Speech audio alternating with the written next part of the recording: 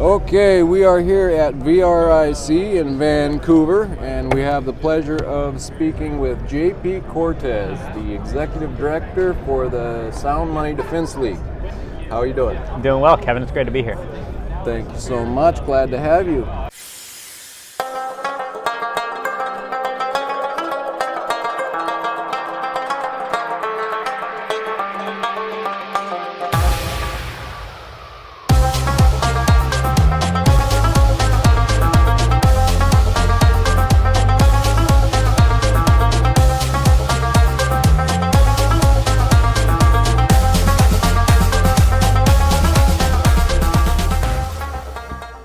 So I wanted to just start off with some basic questions, like what brought you into silver, gold, or the monetary system? How did you end up giving these wonderful speeches? The short story is Ron Paul. I was in school around in the early 2010s. I actually was pretty politically agnostic, and one day I was assigned a school project, and I was assigned a random congressman which to do a report on. Really? And that random congressman happened to be Ron Paul. Wow.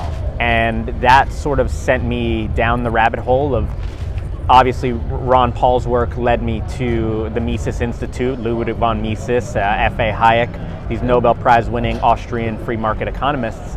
And so I studied at the Mises Institute when I went to college at Auburn University, which it just happens to be right across the street from the Mises Institute. Oh, wow. So I studied there, and I obviously there's an economic side to this, and we can talk about the esoteric, the graphs, and we can talk about why sound money is important from the economic side, but there's also a very real human element to inflation being a policy choice, and yes, people having their savings zapped away because of decisions that are made by a politician. Yes. There's a moral failing that's happening there that needs Yes, to be addressed. I agree. So that really is the why for me. I learned the economics of what it looks like when a country doesn't have sound money, how a government will continue to grow and bloat, how a country will fight global wars of choice all around the world without the guardrails that sound money provides. So it was incredibly important, and so the economics is there obviously, but there's a human element to it and a moral element to it that's equally as important for me. Yeah, wow, so you got drawn into it almost from the moral aspect Yeah. of seeing the hurt done to the population without really them recognizing what's going on, and that's exactly what got me into it as well, so it was very cool. And so now at this point, you're even working with states, legalizing sound money in the state, which, you know, per constitution, I guess, is supposed to be lawful money already, Right. but however, now we're having to bring it in under kind of this legal system. It would be great if people just understood, if lawmakers certainly understood that gold and silver are the only form of money mentioned in the Constitution, and that means that it shouldn't be taxed and it shouldn't be regulated and have restrictions imposed on it. But unfortunately, today's politicians are not necessarily faithful to the United States Constitution, believe it or not. So have you found that, like you're kind of saying, you have to go over that with them to show that it, you know, actually constitutionally speaking, this is already supposed to be lawful, and they're kind of unaware of that sometimes even? Absolutely. I would say the majority of times. I think something I've said before is that in the United States, there are 50 states, all of which have their own state legislature, which means there are about 7,000, a little more than 7,000 elected legislators in the United States, the vast majority of which had never heard the term sound money, have never given thought to ideas about money. Where does money come from? What makes a good money? Wow. What traits do we want in a good money? Are there things about money that we should avoid? These are questions that are never really asked or considered. There's a funny story, even funny but sad story of I was in a meeting with a legislator a couple of years ago on removing taxes on gold and silver coins and bullion. And we were 10 minutes into the meeting where I was explaining the issues with the Constitution. I was explaining that it's an inefficient form of revenue collection. And she said to me, okay, I got it. I'm following everything you're saying. That's great. But what does this have to do with soup? And I said, I'm sorry, I don't understand. What do you mean? Oh. And she said, well, this meeting was about bouillon, right? I thought we were talking seasonings. I thought we were talking soup flavorings. Wow. And it's jarring to hear something like that, right? Because while this person certainly means well, I'm sure, these many times are people that probably shouldn't be making decisions that affect many of our lives. And so ultimately, it's up to the individual, to adopt your own gold standard, to understand how markets move and how this counterfeit, that is to say the United States Federal Reserve note, that fraud, because that's what it is. It's a debt liability. It's not an extinguisher of debt. It's not an asset. It's a debt liability. It's an IOU. That fraud at the very top is what allows and even incentivizes all of the other fraud that governments do. You cannot fight endless wars if you cannot fund endless wars. You can't grow this bureaucracy into this massive structure that we're living under today without having this money that endlessly allows the bureaucracy to continue to grow. So it's incredibly important. It's not just sufficient. It is a necessary component to human prosperity, human flourishing, America flourishing. Yeah, that's very interesting that you're saying that. I wonder if the people, the governments, like you say, need it to expand wars, all the things that grow the government. But doing so depletes the population, the average person, of their purchasing power. And yes, it's interesting. Do you think that are the politicians being selfish about it, or that they're so far removed from it that they don't even think about this, or have you found them, have states kind of fought back at you in the way that they're saying, how dare you bring up such things? That is it something that you find the states are upset at you about when you approach them with this, that you might be attacking their own foundation of growth kind of in that way? That's not something I come across often, honestly. Okay. What I do come across is just general lack of education. Yeah. There's been no thought given to this. Wow. In many cases, the reality is, and probably with most Americans, but most elected officials too, if you ask them, they'd probably tell you that the dollar is backed by gold currently, today. Really? So there's just a massive lack of education, a disconnect between understanding economics, Austrian economics, free market economics, and the world that we're living in today. So in some cases, it's lack of education. In some cases, governments see industries and sectors and businesses as cash cows. They see them as somewhere to draw revenue from. Okay. So when you tell them, hey, gold and silver shouldn't be taxed, what they see is the dollar signs in the state's coffers going down. Sure. And they don't like that. I suppose. So they'll be opposed for that reason. But one of the great things about this sound money movement and our experience, so this is now the Sound Money Defense League's 11th year in existence doing this kind of legislation. And what we have found is that the biggest, best tool that we have is that this is a grassroots movement. The Sound Money Defense League is funded by Money Metals Exchange, which is an online precious metals dealer. And our greatest asset is taking this Money Metals customer list that has tens of thousands of email addresses of customers, paying customers from all over the country that have a vested interest in gold and silver laws, that are willing to act because they are actively buying the metals and transacting in the metals, and reaching out to them in times of key hearings and key votes and telling them, hey, here are the committee members, here are their phone numbers, their email addresses, here's a pre-written message for you.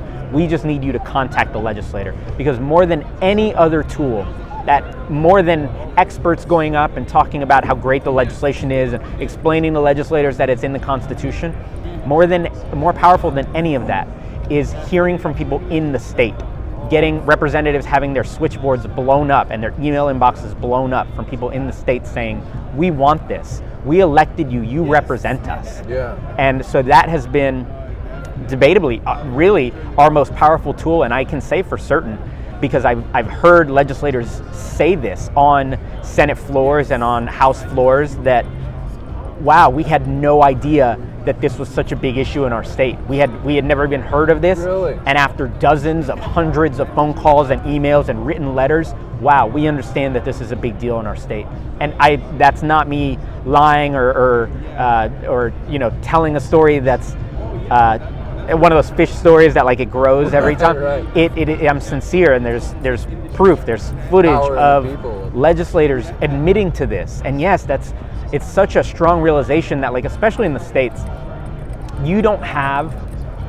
realistically, you don't really have power in Washington, D.C., right? You can call your congressman if you want, an aide might answer the phone, they might deliver the message, you probably won't hear back. But that's not the case in Nashville or in Bismarck or in Tallahassee or in Atlanta, right? In state capitol buildings, individuals, constituents still have so much power because state legislators many times are not used to organized effort and organized pressure. So when there's a sound money bill and they get 20 phone calls and 20 emails, they realize, oh wait, we're really onto something. Something really big is happening here. That's why it's so important for everyone in the United States, be it on sound money or on other issues that are meaningful to you or to liberty or freedom or your conception of those things. You have so much power, so you should be an active participant in your state legislature. If you take away nothing else from this, realize that you have power in the state to affect the change that you want to see.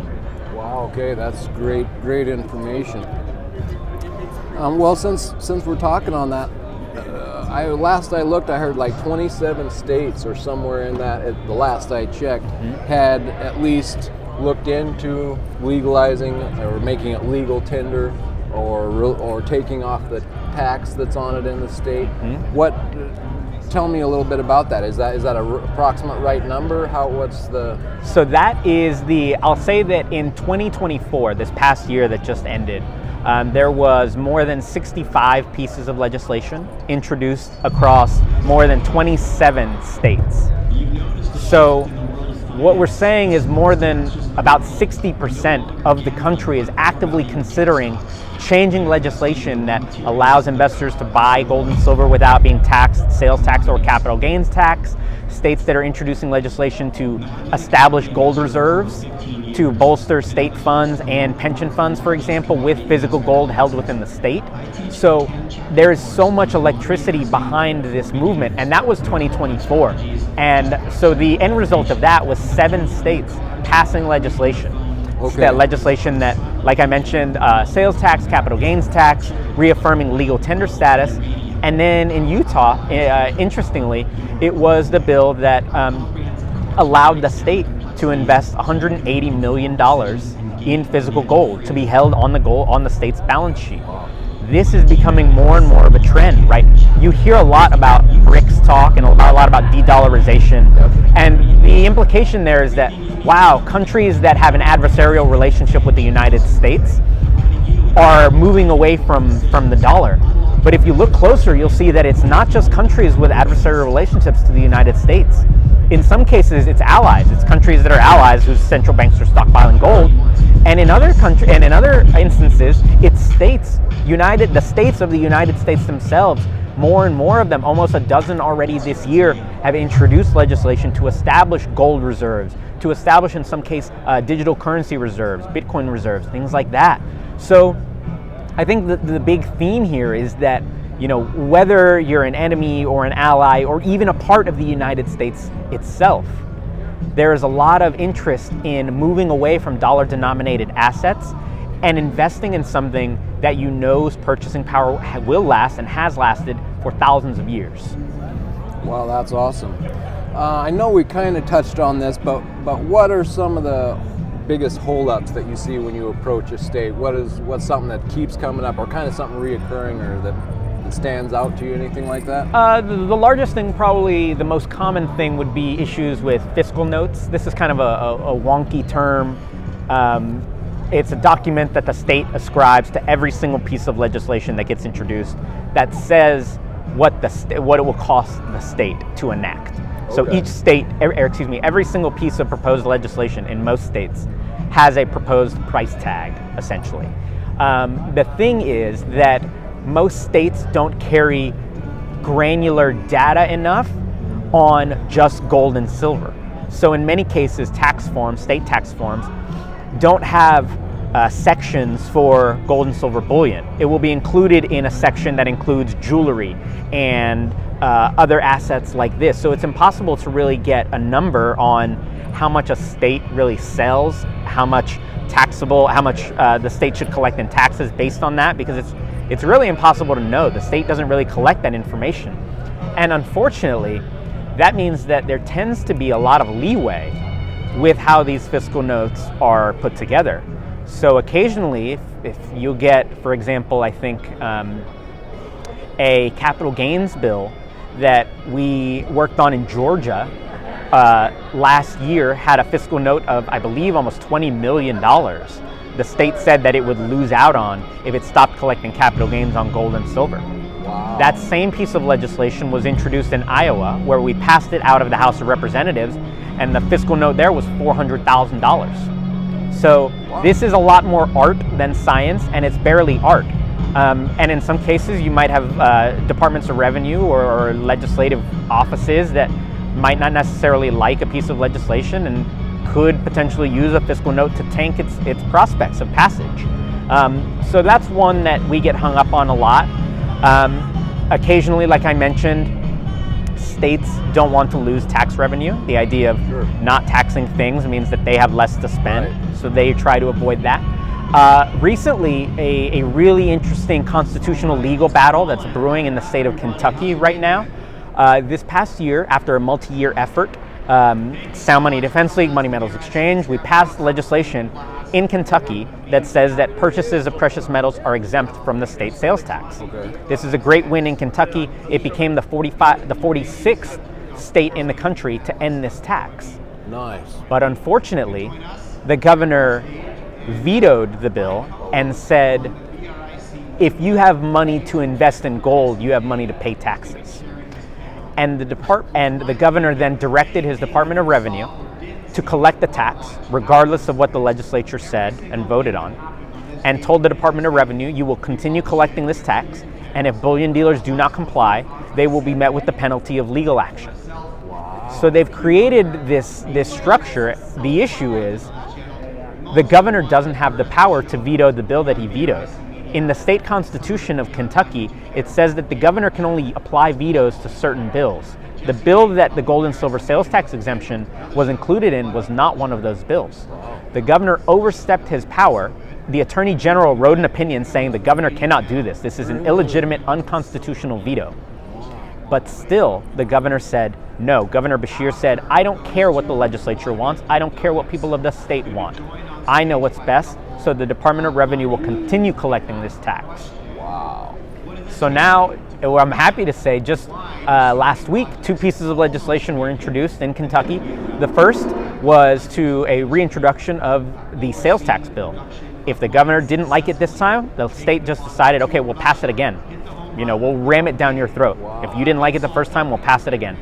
The second piece of legislation is one that incentivizes taxpayers in the state to sue the governor and to sue state agencies for wrongful taxation of gold and silver purchases. Wow. It's incredible. The legislature is incentivizing citizens of the state to bring legal action to the state because they are obviously being wronged by the Departments of Revenue and by the governor himself on this issue. So there is an incredible amount of electricity around this now. Kentucky is an exciting place. Obviously, it would have been great to get the sales tax removed and have it become the 46th, but because of that veto and because of where we're at now, we're still only at 45, but we're hopeful that with this legislation and with the grassroots energy that we have in the bluegrass state, that this upcoming year we'll be able to get more done there. Wow, good job Kentucky on bringing the pressure there. That's impressive that they kept at it like that. So we have a lot of inflation going on in the fiat system, and when I was first looking into it a few years ago, it was saying 98% of its purchasing power is lost, and I know we've probably lost another half from there, so we're really getting down there. Do you have an opinion on, is there a way that we can avoid a crash in the system, or do you think it will crash, or kind of what's your view on that type angle? I think that the debt situation is unsustainable. Yes.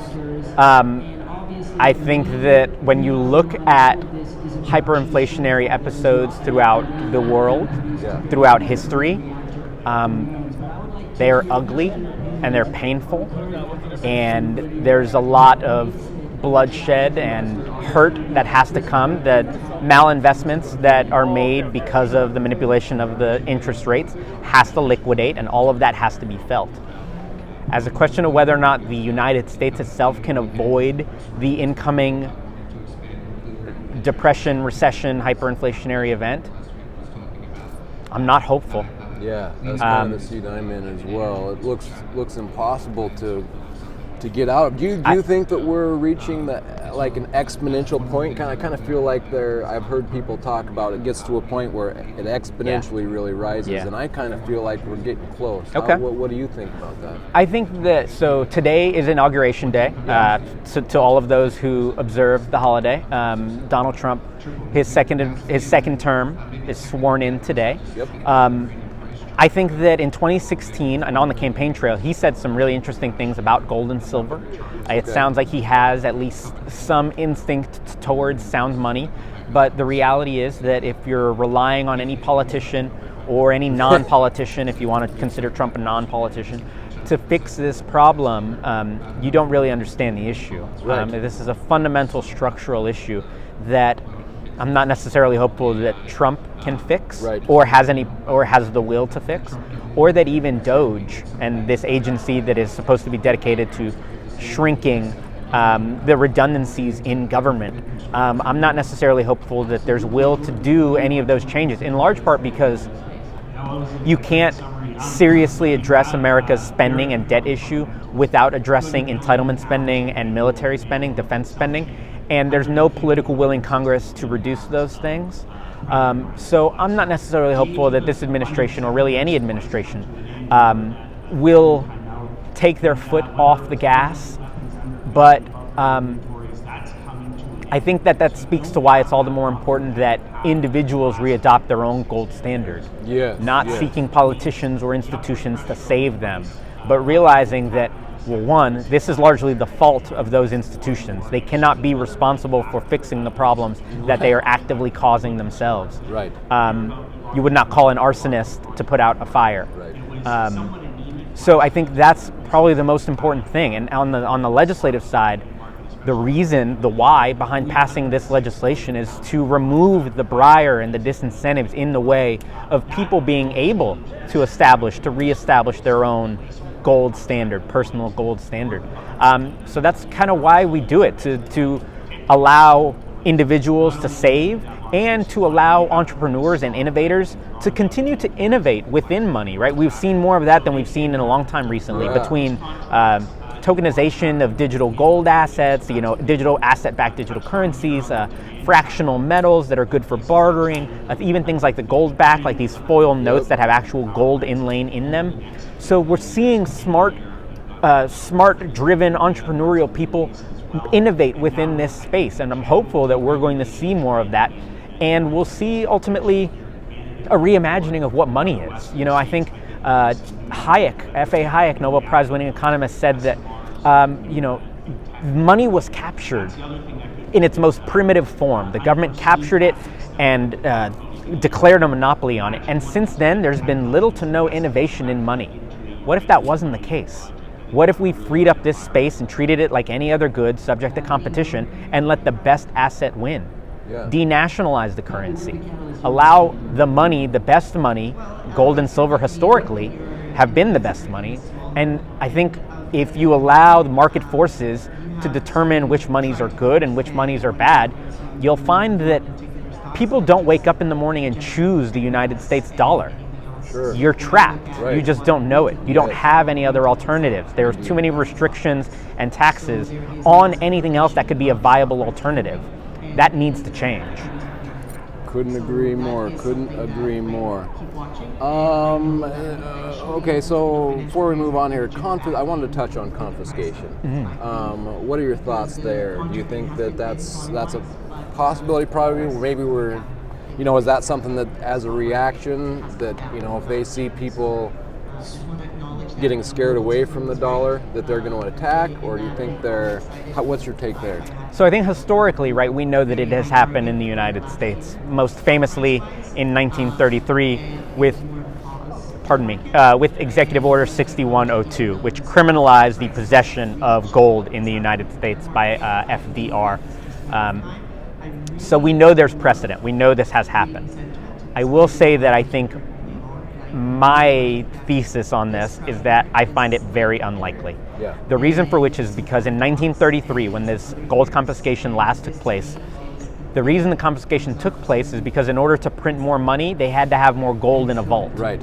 And so they stole America's money so that they can print more debt.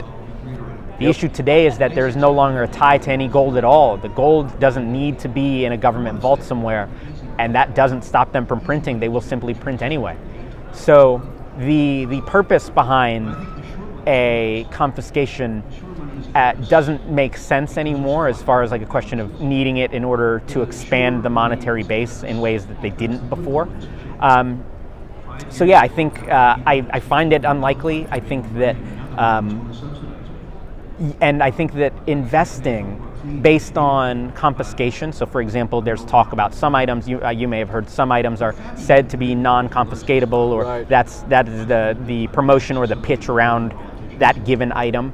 I think that investing with that in mind is, you're banking on 100% confiscation in the future, and so you're willing to take a 30-40% confiscation on day one in the form of the high premiums that come with some of these items that are labeled quote-unquote unconfiscatable. So I think as a question of investment, getting as close to spot as possible when you buy precious metals. In the case of an economic collapse, in the case of us needing to barter, going back to actually catastrophic times, no one's going to care which government mint stamped your coin or your bar. Yep. I want to know the weight and I want to know the purity. Yes, That's sir. What matters to me. And so buying things above spot, willingly paying high premiums to me doesn't make sense. Yep. I agree. So that's one of my questions was collectibles versus bullion, and obviously we just got our answer there. Can we talk a little bit about in these states? Some states are accepting even specie, just whatever kind of form. What are you running into there? Are you getting, are most states just okay with any type of silver as long as it's stamped and labeled, or are more people saying no, it needs to be a coin, or what are you getting there? There's definitely nuance from state to state. Some states have little wrinkles in their law, but as far as the legislation that we write, the vast majority of time, we like to exempt everything. So this is coins and bullion that are valued primarily by their weight and their purity, so not by their value as a collectible. It doesn't include jewelry, things like that. But the definitions that we use, we try to capture really all bullion items: coins, bars, round, privately minted, publicly minted, pre-33, after 33, pre-65, after 65. All of these are tried. The goal is to capture as much of it as possible, and a big reason for why is because when the United States Constitution was written, there was no U.S. mint. There was no Canadian mint. The gold and silver that was in circulation was largely private, because there were no massive government mints. And from other countries as yes, well, right? exactly. Yeah. Spanish gold, Right. There's so much gold floating around. And it did not rely on the stamp of approval from a government to say that it is good gold, Yes. right? And so to the extent that you're thinking about gold and silver as an asset and the importance of weight and purity being important, like, if other people don't want to hold, for example, South African gold in their vault, perfectly fine. It's good enough for my vault, though. Right. It's good enough for my personal safe. Yes. Yeah, awesome. Well, since we're getting on that, just kind of, I know this is maybe more of a personal question, but you like silver or gold more for you right now? Or? As an investment play, you have to be bullish on silver. Me too. Right, yeah. because silver is a second half asset. We've seen gold run up to 2,700 with gold. I think year over year was up 27% this year. But we know that silver, always kind of strays behind, and it's not until after gold is stopped that silver really runs. Takes off. So of course you've got the gold to silver ratio being an indicator. You have a massive structural deficit, obviously, of ounces above ground. You've got electrification actively happening, and there is not enough silver in the world to power all these things. Yeah. Especially at a time where war almost seems imminent. There are people very willing to fight and wage war, and silver is an asset used in some of these missiles and some of these war instruments.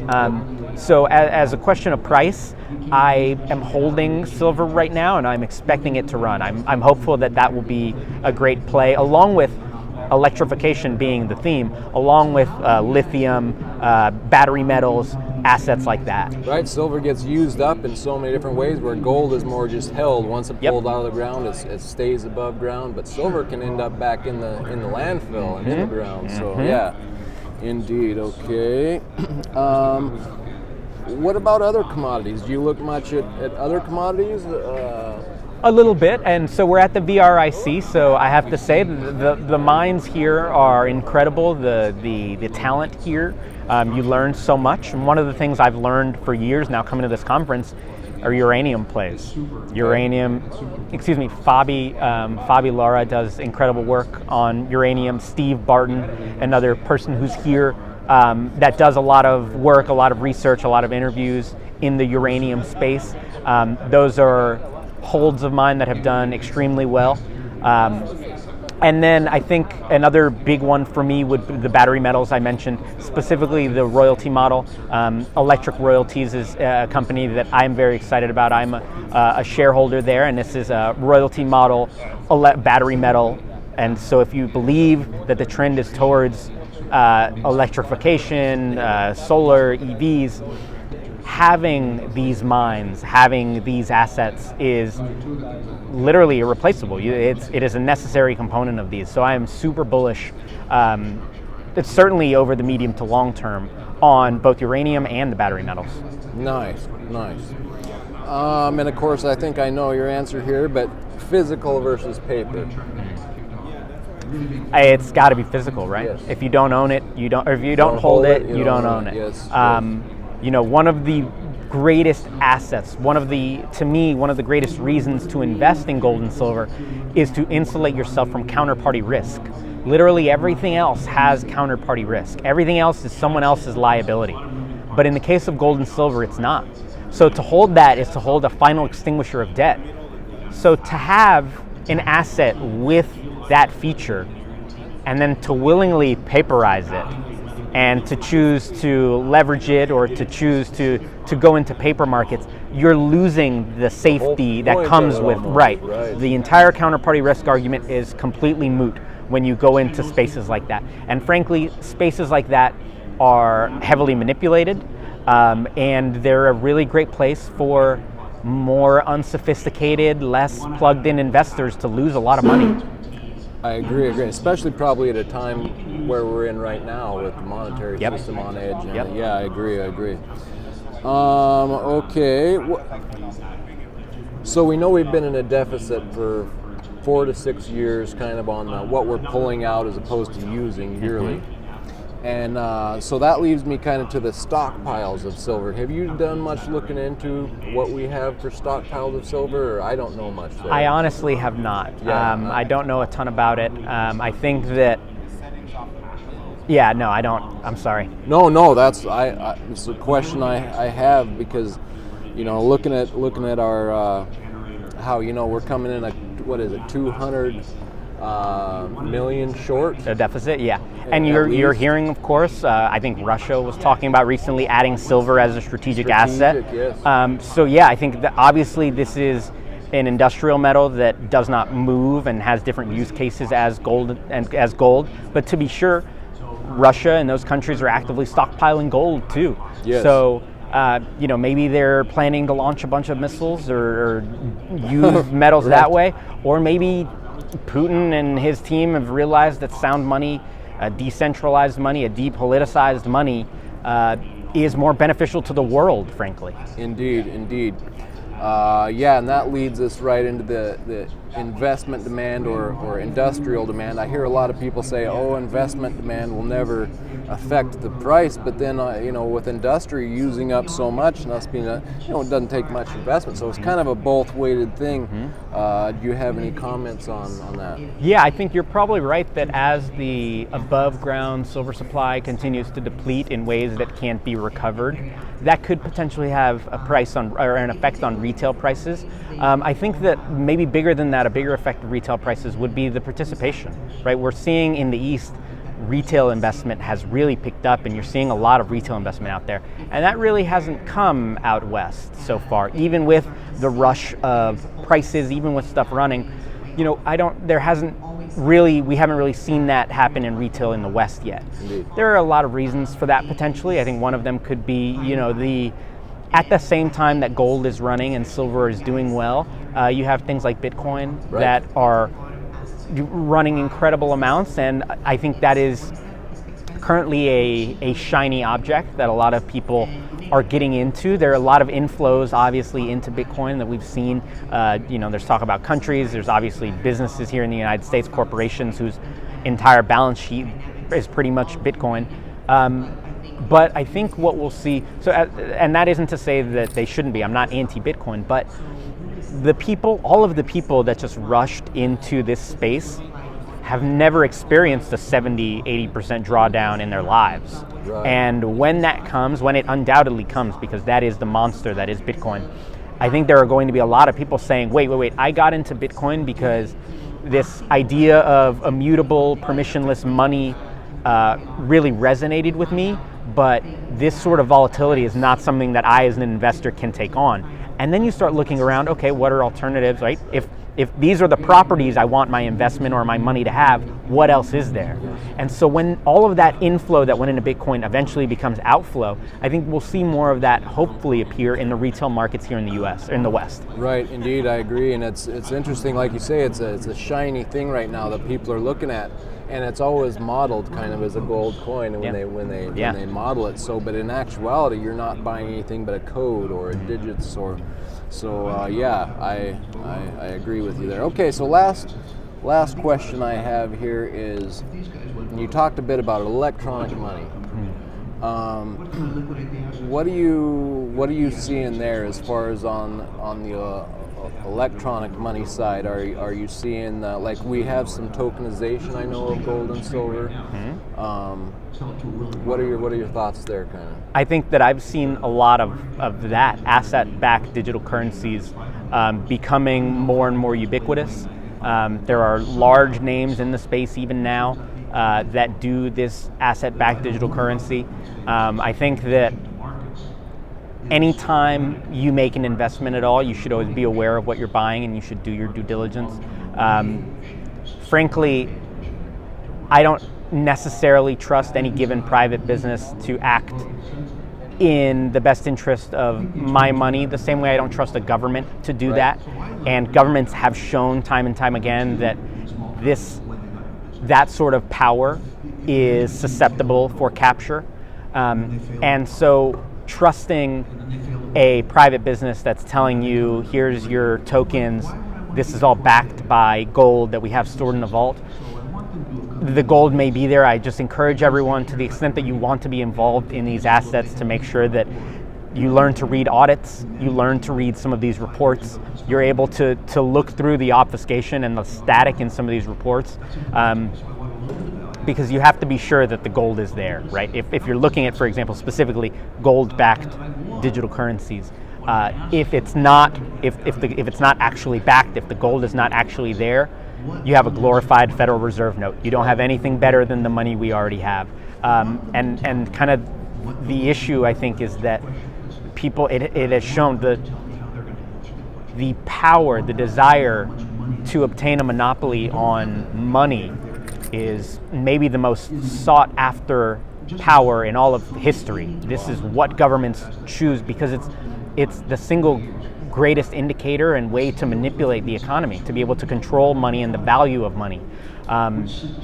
So that power to manipulate and control, especially when you're creating money, I think the